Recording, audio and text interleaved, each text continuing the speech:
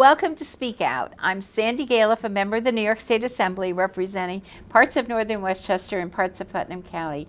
And today we're going to be talking about On the Road with AAA. And I have a very special guest with me to talk about all of the issues that we deal with on our roads and in our cars and our safety. And John Corlett is with me today.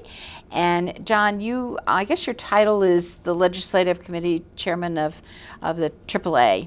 That's correct. That's right. Yep, and thank you for having me. Yes, and we've been, not that I don't see you very often, but in Albany I saw you 2 days this last week. Right. Yes, and so you're up there, I guess, lobbying on different bills to find out what's going on in Albany with bills that AAA is interested in? That's correct. A lot of traffic safety legislation, which I'm very grateful to have been working with you on the child passenger safety law, which goes into effect in November, and on the teen driving laws, the graduate licensing laws. So these are important issues that save lives on our roads, and it's been very great working with you on those. Well, I want safe roads, and I'm a driver, and I have family, and we want to be sure that we're all safe. So I enjoy working with you on very important issues.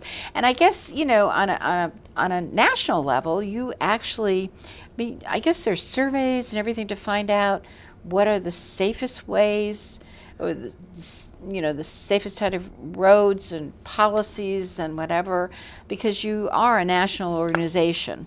Right, we have 59 million members in the United States and Canada, and one of our missions is to advocate safety for our members and everybody on the road, not just for drivers, but for pedestrians and kids and people riding bikes. We're multimodal. We're not just about cars. Our members take the train and they ride bikes. So, but in the big scheme of things, 37,000 Americans die every year on our roads, which is a huge number. I mean, to put that into perspective, I try to tell my son, who's a big history student, he's 17, a junior in John Jay, not far from here.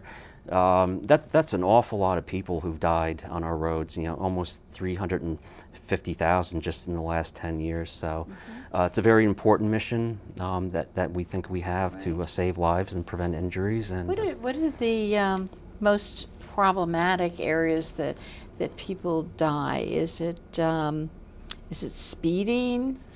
Speeding is a factor, and that's a great question. We try to focus our advocacy efforts on where we see the problem is. Impaired driving is still a big issue.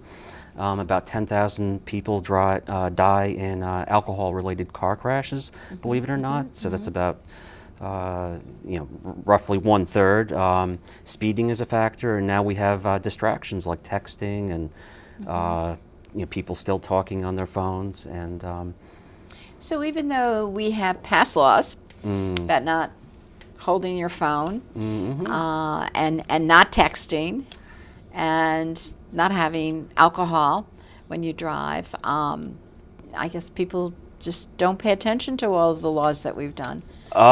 Perhaps, and also we're always faced with new challenges. Now the new challenge, I think, is impaired driving with drugs, and not just illegal drugs, but actually legal over-the-counter prescription drugs. We looked at FARS data, which is National Highway Traffic Safety Administration data. FARS is the Fatality Analysis Reporting System for New York State, and one thing that stood out in 2015 and 2016, more New Yorkers are dying in drug-related impaired driving than alcohol. So there's always new issues on the horizon to tackle. And well, it's interesting when you get a prescription drug over the, from a drugstore, it often does talk about drowsiness, or it can talk about drowsiness, it can talk about driving. So maybe do you think that people aren't paying enough attention to that, maybe, if people are in accidents because of those perhaps, kind of drugs? And also the scale of this problem, and I forget the statistic, I could be wrong, so don't quote me on this, but I think the United States has 5% of the world's population, but we consume 70% of the prescription drugs. So a lot of people are taking various medications, some at the same time. They're mixing them. We actually, on our website, Roadwise RX, people can go on the website and enter the drugs that they're taking, prescription over-the-counter drugs, and it'll detail what the effects on your driving ability will be. So. Oh, that's very interesting. I've never done that. I'll have to do that. That's great. So you were up in Albany as we begin in session. You're up there a lot during our legislative year from January to the end of June. Do you have a list of the legislation that you're working on this year in New York? Oh yeah, we have a legislative agenda that we put together every fall, and that serves as the basis, our game plan, so to speak, for our lobbying activity. Again, we focus on traffic safety issues in large part. One issue that we've had the governor's support on, and we're grateful to have his support on, is a rear seatbelt requirement. In New York State now, and New York State was the first state in the country to pass a mandatory seatbelt law under Mario Cuomo back in 1984. We're advocating. But we only did that for the front seats. Front seat and rear seat is under 16. Right. And that's the law has basically been unchanged. And again, to go back to the data, and I don't want to bore people, but that serves as the foundation for all of our advocacy, the research and data. Almost 900 New Yorkers died unbelted in the rear seat over the past 20 years. It can be so dangerous for everybody in the car. You may have people with a seatbelt in the front seat, but with having somebody with no belt that can just, if there's an accident, their body can just zoom over into the people in the front seat. A picture says a thousand words. I've actually seen video footage inside vehicles where the rear occupants are not wearing belts and they get tossed around that car. So when you see it, you really see what kind of danger it presents, not just to the passenger in the back seat, but also to the other people in the vehicle. So. I actually asked that question in one of my newsletter polls, I think it was last year, and people were relatively in favor of doing that, to have requirement that the back seat have seatbelts on it. I know whenever I get in somebody's car in the back seat, I always put the belt on because I feel very uncomfortable not having a seatbelt on. Yeah, I don't know if some people have this false sense of security if they're in the back seat. They don't want to put the belt on. But 900 people is a pretty sizable number. We had high-profile incidents involving Jim Nash, the Beautiful Mind actor or professor from Princeton, was killed in the rear seat, not unbelted. CBS 60 Minutes correspondent Bob Simon was killed. And one thing we found troubling is that the law now in New York State only applies up to 16. So if you look at the 15 to 20, the number of fatalities in the rear seat, it's about 250. So as soon as the law kind of cuts off, people stop doing it, and it's particularly the younger drivers or younger occupants of the vehicle not doing it. So it's a simple thing that could save a lot of lives. We're having a lot of there's a lot of discussion now in the policy world about self-driving cars and how that's going to eliminate fatalities. There's still low-hanging fruit on the tree there that we could. Well, the cars are required to put a seatbelt in the back seat. That's right. In all three sections. So it's sitting there. Right. All right, let's transfer a little bit to, because one of the issues that have come up are buses, or, there was a tragic accident with a long limousine in upstate New York where all the people in the limousine died. And I don't think there's a requirement with some of these stretch limos for every seat to have a seatbelt. I'm not sure. But that was an issue. Yeah, New York State law exempts vehicles of commercial conveyance like taxis, limousines. You're right, the Schoharie crash was, I think about 20 people perished in that incident. The governor just came out with his executive budget, and he's proposing a requirement that people in limousines and also school buses wear seatbelts. So we're hoping maybe we can get the rear seatbelt for passenger vehicles kind of incorporated into that larger policy. Well, the school buses, because there was a huge accident, not so within the last year and a half, I think, with a school bus between New York and New Jersey. Yeah, there's been a couple of incidents. Right, yeah. but that was a question of really the driver trying to turn around, I think, too fast. But there's always this issue of school buses having seatbelts, but how do you get kids to put them on without having a monitor on the school bus?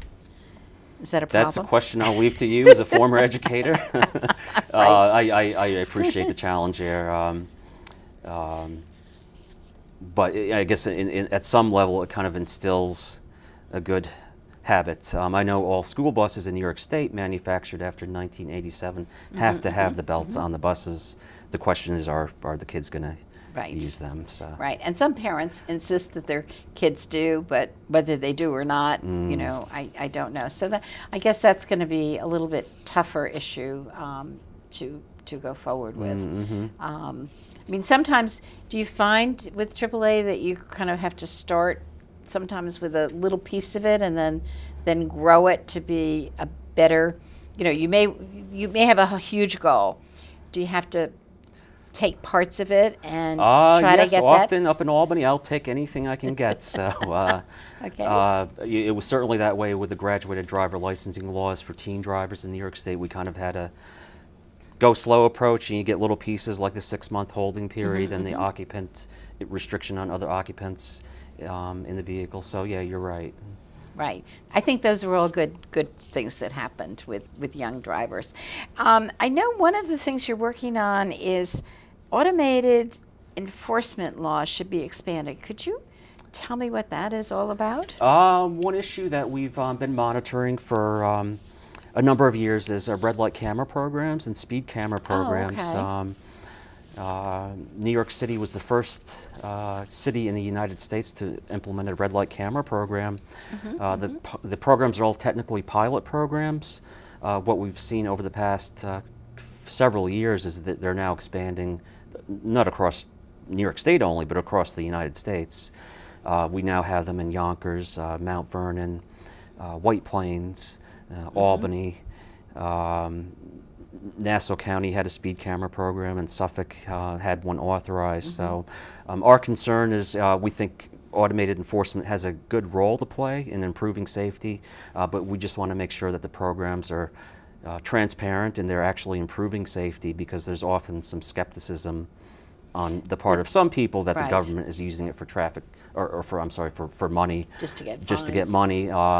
So I think it's important for the state, and there has to be annual reports under state law right now submitted to Albany by the localities, showing that these are actually improving safety.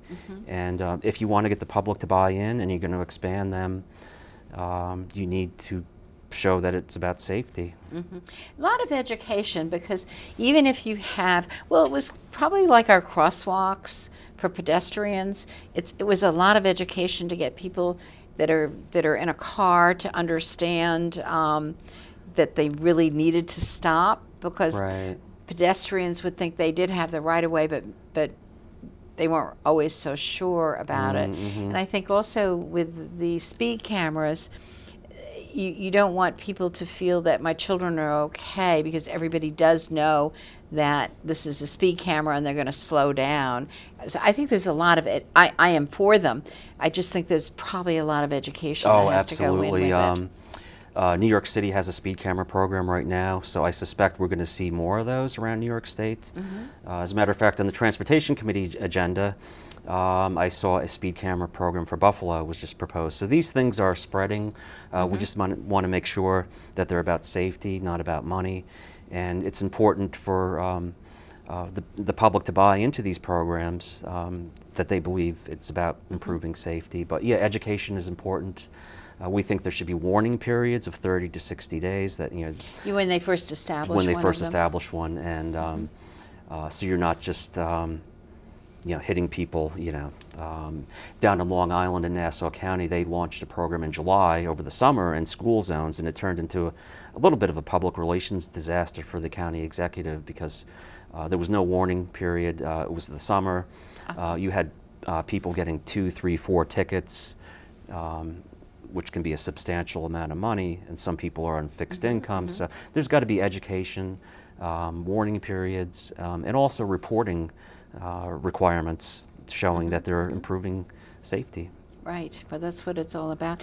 One of the other areas that you're working on with safety, I learned early on about blue lights versus red lights versus yellow lights or white lights, and apparently blue lights people see that easier, I think, than some of the others. Is that right? That's what I haven't seen any research on that, but I think that's a widely held belief that the blue lights, you see them on law enforcement vehicles. Right.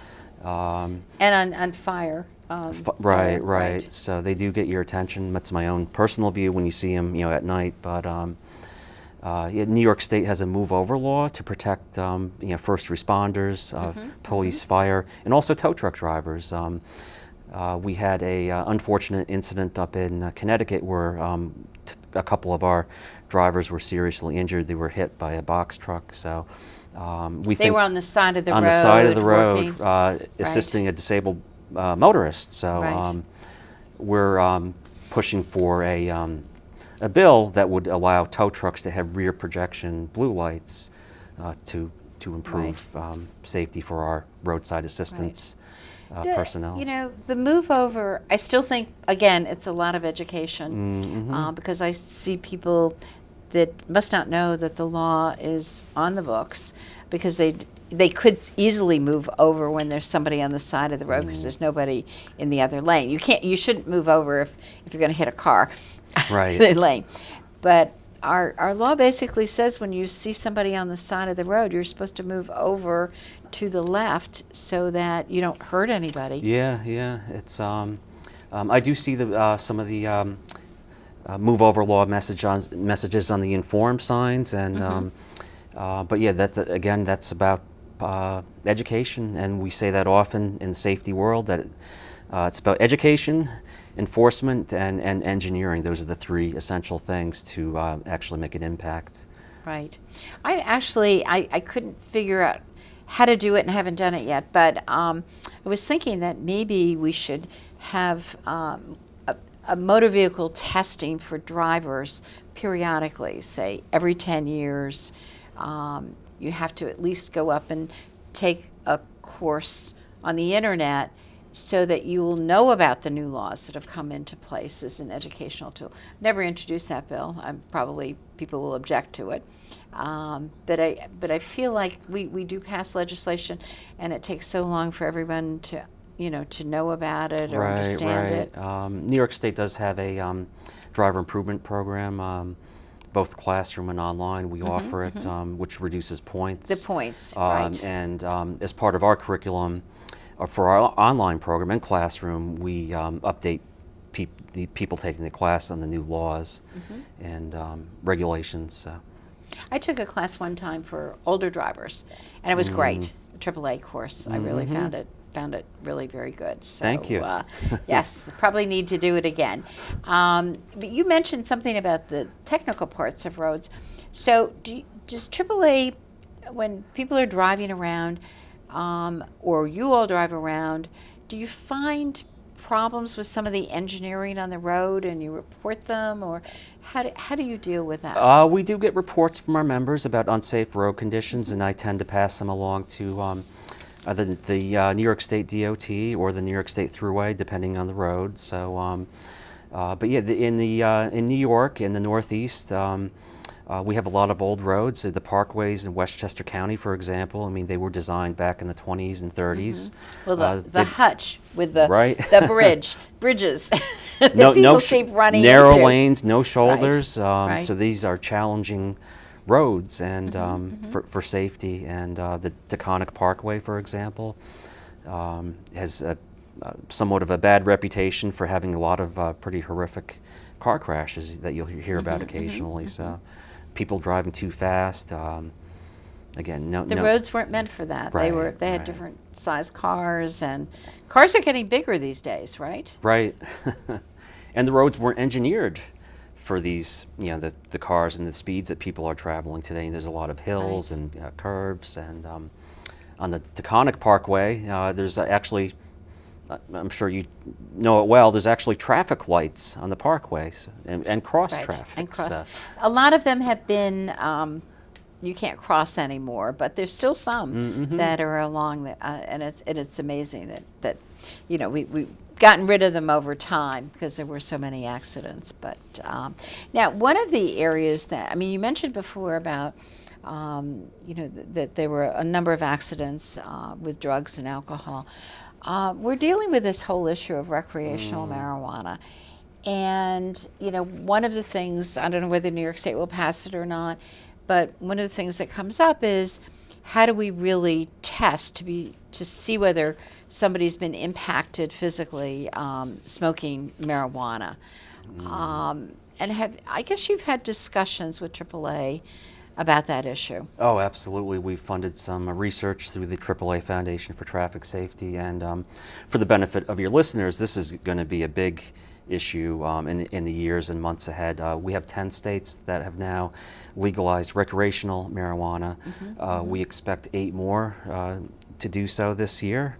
What's interesting is a lot of the states that initially legalized it was all done through initiative and referendum, basically the voters initiating. Right, Now what yeah. we're seeing is it's coming from the legislature and the governors. For example, in New York, the governor proposed it in his executive budget. In New Jersey, the Murphy administration is proposing legalizing recreational marijuana. And our focus is really on the impact of impaired driving and traffic safety. So that this is going to present a challenge to law enforcement. It's not like alcohol. There's not a standard field test like a breathalyzer. Marijuana stays in your system. The THC's up to 30 days. So that's going to be very challenging for law enforcement to identify impaired drivers on the road. Right. And we're trying to work with them. They're drug recognition experts, are specially trained officers. So we're having conversations about how we can maybe help them get the training that they need to address this. Right. Yeah, it's going to be a big issue that way. Well, we've had another big issue that, particularly on the Tappan Zee Bridge, I guess, is the tolls. It's not the Tappan Zee Bridge anymore, but anyway. But on the bridge, the whole issue of this, the tolls that we have now that you just drive right through, and then you get I have an Easy Pass, so don't have a problem. If you don't have an Easy Pass, then you get a bill from the state of New York. Have you heard from a lot of people on these kinds of things? Yeah, I actually have. I did a panel discussion with Senator Carlucci on this, and for the people watching this, I would say if you don't have an Easy Pass, get an Easy Pass because you can save money. And who wants to get a bill in the mail that you can misplace, or maybe someone you don't check your mail for a while? So I would tell viewers to get an Easy Pass. It'll make your life so much easier.